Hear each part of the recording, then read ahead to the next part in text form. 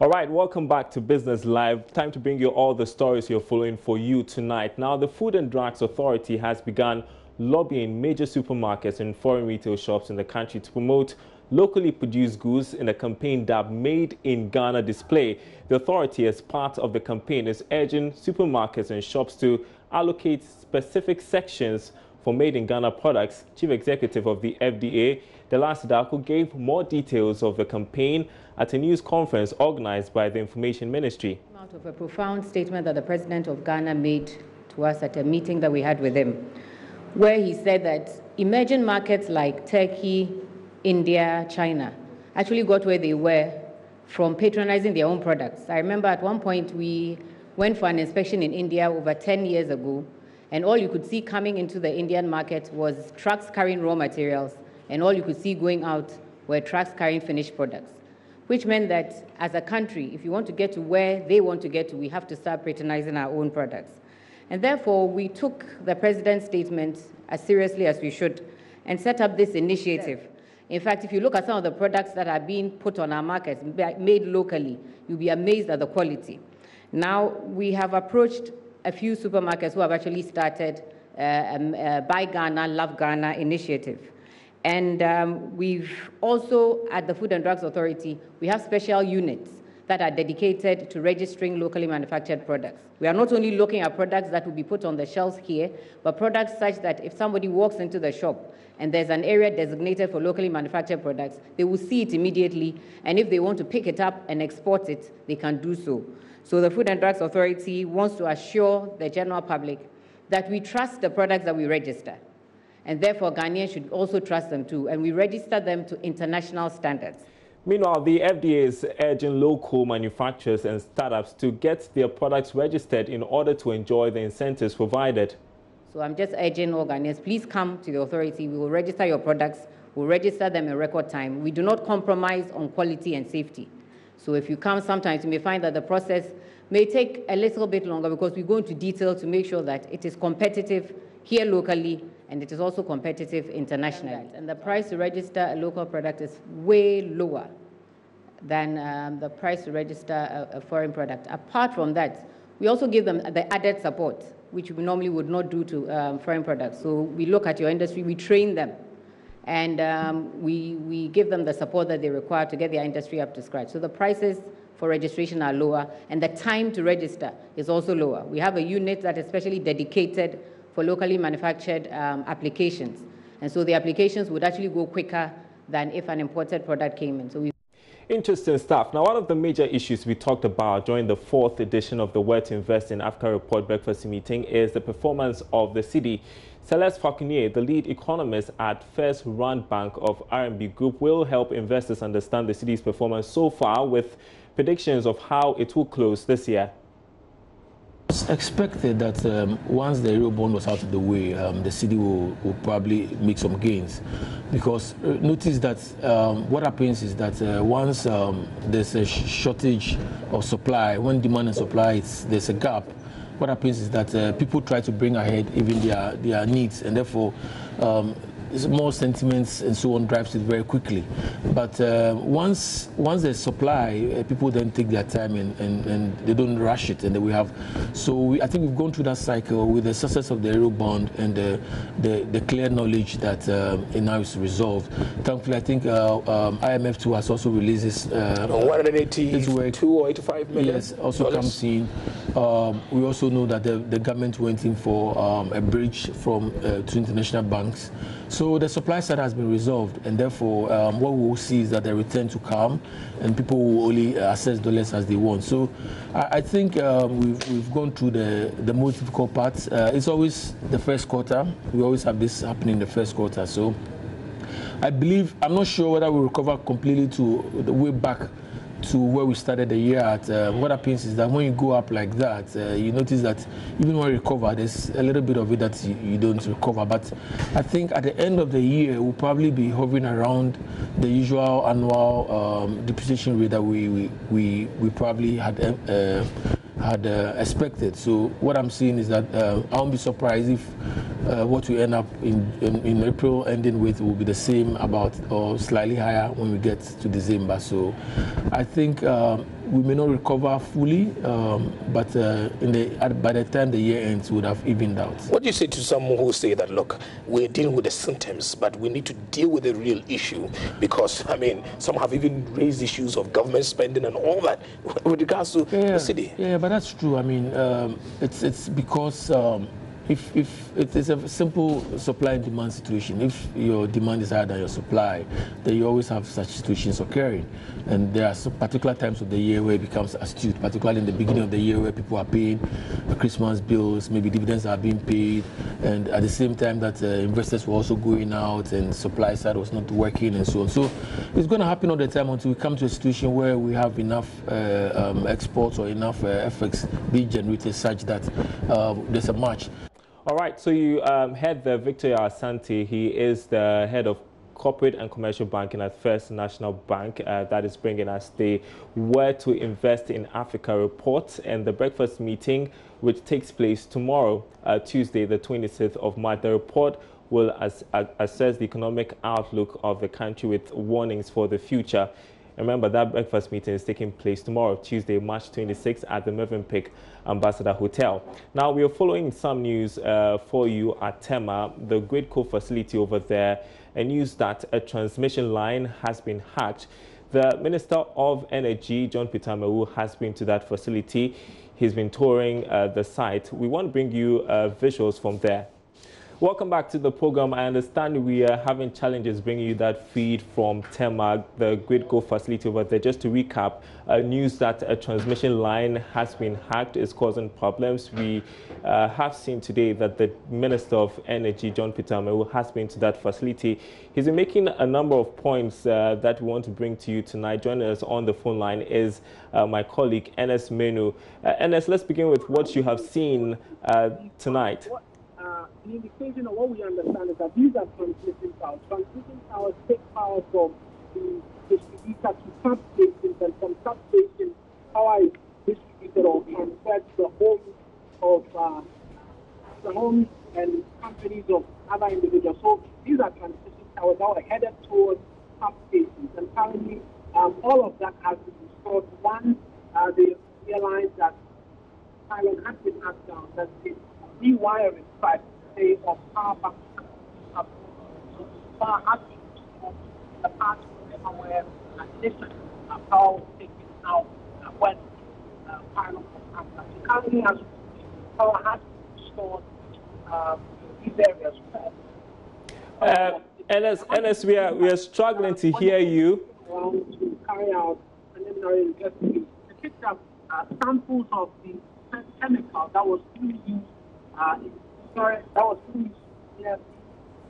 So one of the areas, I think the third pilot where we were taking around, to see an area where the chemical was placed. That entire area was quite small. What we understand from one of the persons that was that the police picked up those samples to aid in investigation. Also, when you go towards head of some military deployment of the source to also keep up surveillance work at the headquarters of the head office of Gridco, all in a bit. Stay away, these individuals might want to come back and want to finish the job that they started. All right, Enes, we just would like for you to pause as we listen to the Energy Minister, John Peter Amewu. To destroy them in future. We can't be subjecting our own country to this reason. What will merit somebody to do this? We are Ghanaian, a country that believes in common purpose, common destiny for Mother Ghana. We're all doing this just because we want to live a Ghana that is better for everybody to enjoy. So I don't expect us to be witnessing things of this nature. But I can assure you, we've put in intelligence. There's a committee in place to start immediate investigation. And those perpetrators will be brought back. And we will make sure that we'll deal with them by the law. I will not associate myself with this.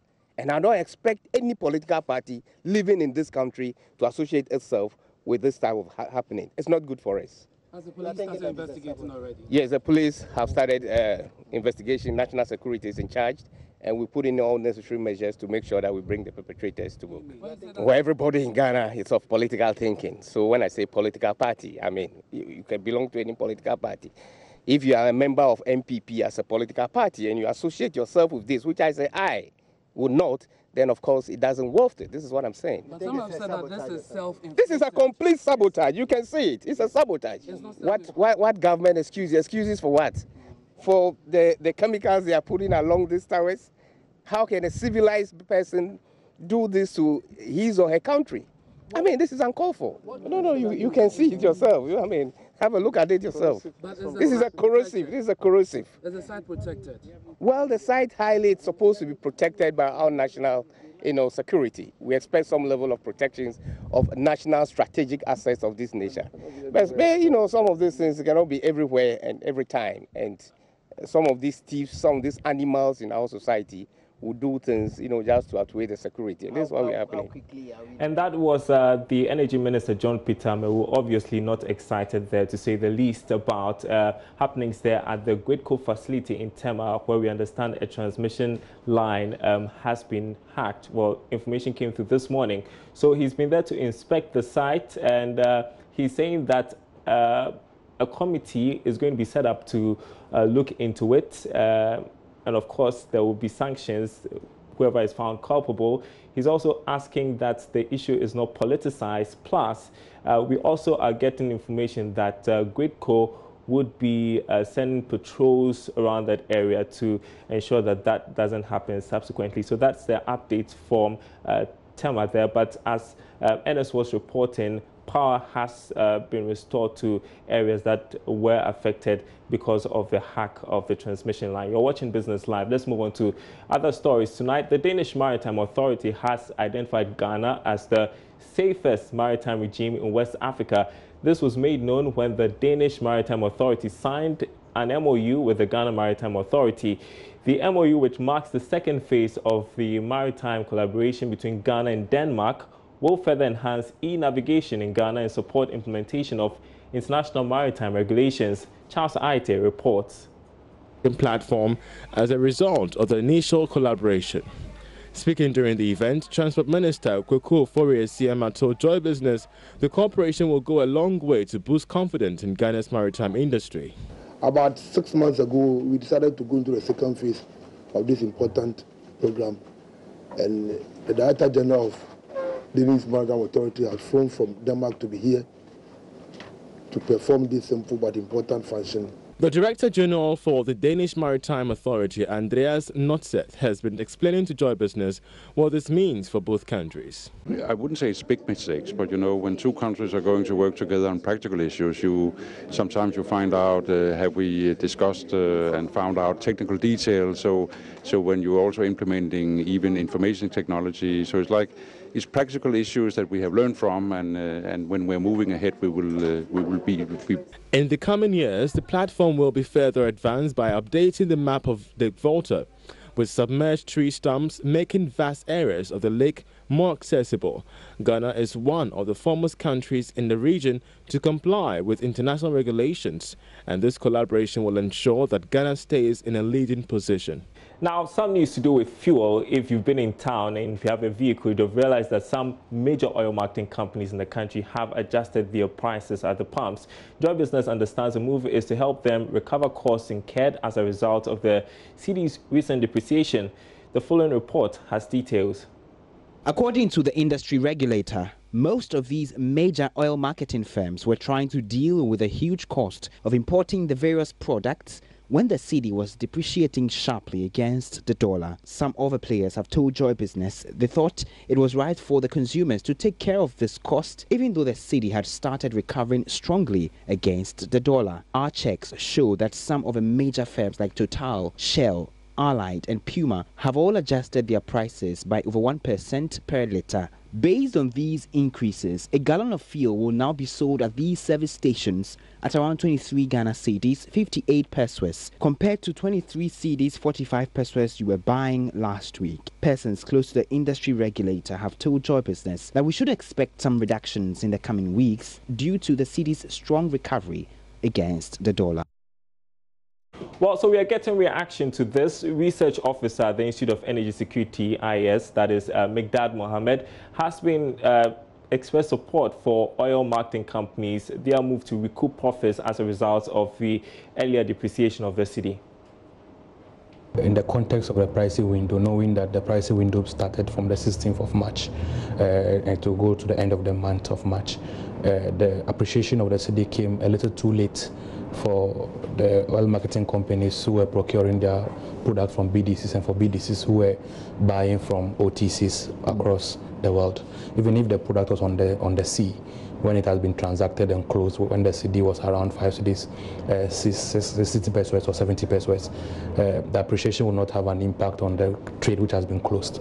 But I know going forward, it will come into play when we look at the first pricing window of April 2019. But largely, for most of these oil marketing companies, I am aware that they have been complaining of depressed margins, that they have been competing on their own margins. They have not, especially for the smaller OMCs, most of them have been struggling to even break even because of the competitive nature of the market and the fact that they are depressing their margin to keep up with the level of competition the big players are playing along. So for some of them, the 4.29% depreciation, which was in the second pricing window of March, offered them an opportunity for them to cash in on the depressed margins they have complained about. And for GOIL, GOIL is largely is seen as a state player of a sort, and it must be seen to be showing the way when it comes to granting consumers comfort and the option of a relatively low price compared to the other oil marketing companies. And this will not be the first time that increments have developments on the market called for an increment and GOIL did not move. It has happened in the past, and this will not be exceptional. Well, effective today, March 25, persons who seek to register their businesses will require a digital address before doing so. According to the Registrar General, Jemima Owari, this is part of government's move to move Ghana up the World Bank's ease of doing business rankings. Now, speaking at a press conference, Madam Owari indicated without the digital address, no business will get registered anywhere in the country. Ghana was ranked 114th out of 190 in the October 2018 Ease of Doing Business ranking by the World Bank Group. As part of measures to improve on this performance, the Registrar General Jemima Owari said her outfit has developed a digital system to link stakeholders, including the Ghana Revenue Authority, SNIT, MMDAs and Ghana Post to cut down the steps and time required to register businesses. Henceforth, businesses will be required to acquire a Ghana Post address before registering their companies.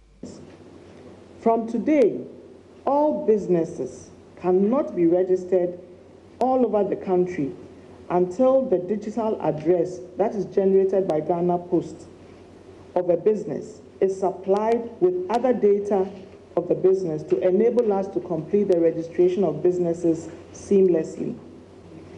Our staff and some staff of Ghana Post will be on hand to assist in getting the digital addresses for the various businesses today and possibly this week. But we wish to state that this should not be the norm going forward. We are appealing to all businesses to visit the Ghana Post website at https://ghanapostgps.com. Download their app. Position yourselves wherever your registered address or principal place of business is. Get the digital address before visiting our offices or use our portal for online registration to complete the process. Head of Corporate Communications for Ghana Post has also been explaining how businesses can generate their unique addresses with the Ghana Post GPS app. So what the National Identification Authority was looking for was the one for our various houses. But now, Registrar General, they are interested in our workplaces where we are going to operate our business. That's what they are looking for. So if you are not operating your business from your house, then it means that you need a separate digital address. Okay, so for the businesses, if it's a one-story building that you have different shops there, you can start just in front of the story building and generate it. Or this is where we were explaining previously that someone will say that I was just here and it was 4748, and I went few meters away and it was 5549. Yes, we want to ensure that every store has a digital address. So our people at the various shops that the location is very small, they should not be scared. Just stand in front of your shop, the door, where the gates or the door or whatever entry point you have in your shop, just stand outside or your office and get it done. The new system is expected to cut down the registration process from 14 steps to just 4 steps. For Joy Business, Sheila Tamaklo. And of course, there's more news on our website, joybusinessnews.com. We've got the day's latest stories, including Brexit. You want to read about that on our website, joybusinessnews.com. My name is Darryl Kwao. Thanks for watching.